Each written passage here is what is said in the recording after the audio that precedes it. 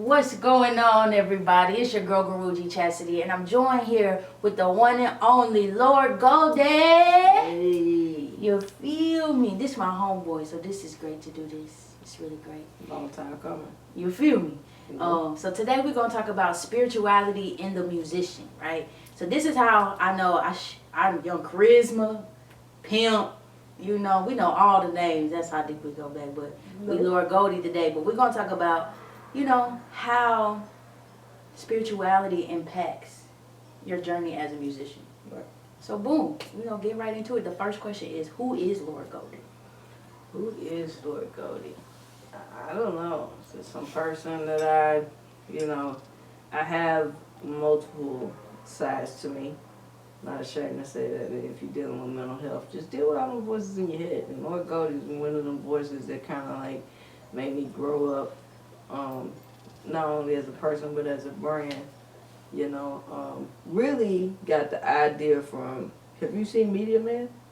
No, but I remember, we talked about this Yeah. Okay. Fellini. So the Golden Lords is on there, and you said it's called Meteor Man. yeah, Media Man. Check that out. Robert Townsend, independent black film from the '90s. Like, he's one of the guys that made the independent game like what it is today.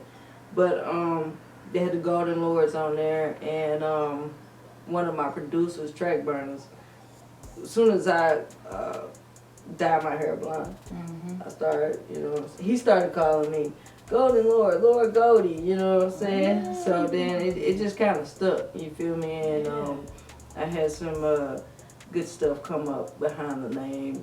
Shout out to Psychic Marita, you know what I'm saying? She's like, when you go by that name, you make stuff happen. And I've been making a lot of stuff happen since I've been Lord Goldie. I mean, Charisma did, Pimp did a lot, but on the legal side,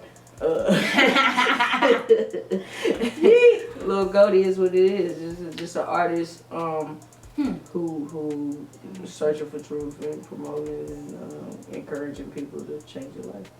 Thanks. That makes sense now that you say that. I can definitely see a shift in momentum and then the different things that you attached your name to when you started using Lord Goldie, and it was next level shit. Yeah. For sure. Be conscious. You feel me? Yeah. Next question would be, what was the catalyst that sparked your healing? Man, I'm gonna say career catalyst. You know what I'm saying? Oh, shout out to Joseph, because I sure took your word right there. You feel me? But it was definitely career catalyst. It was definitely the first season when we were doing healing.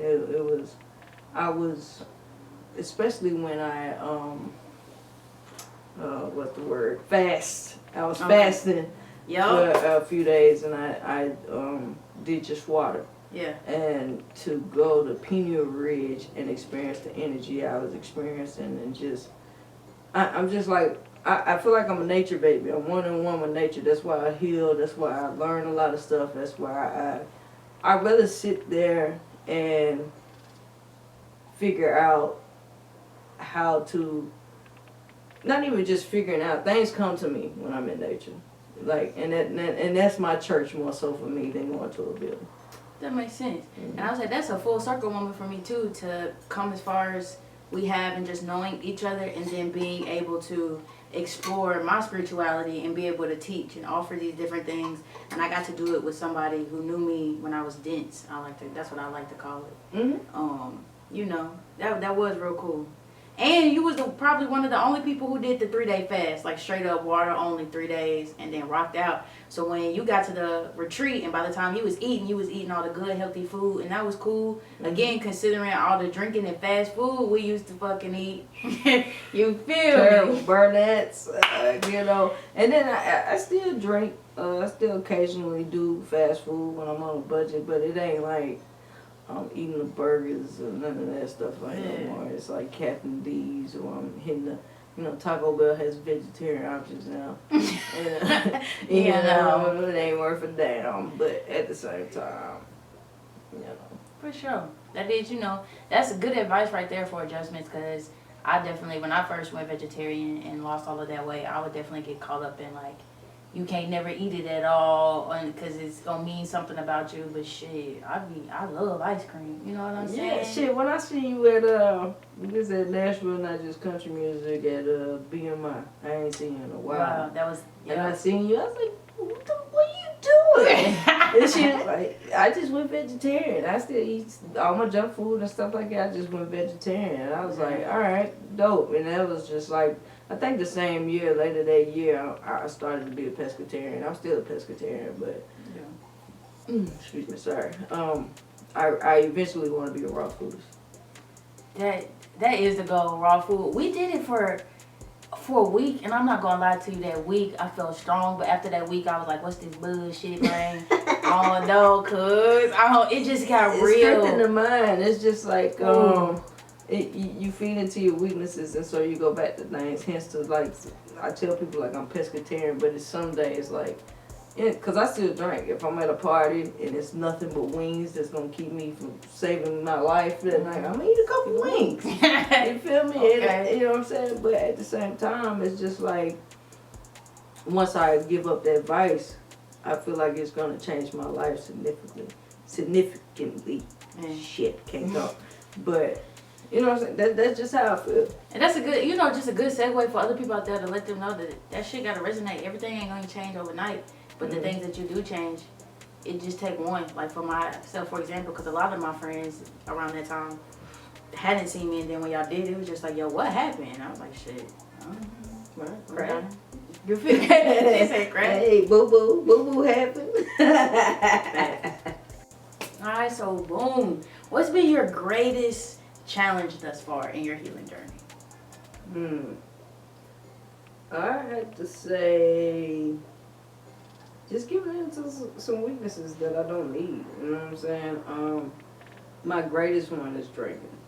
That's my greatest one, because I mean, I come from a family of alcoholics, you know, and it's just like, not my entire family, but it's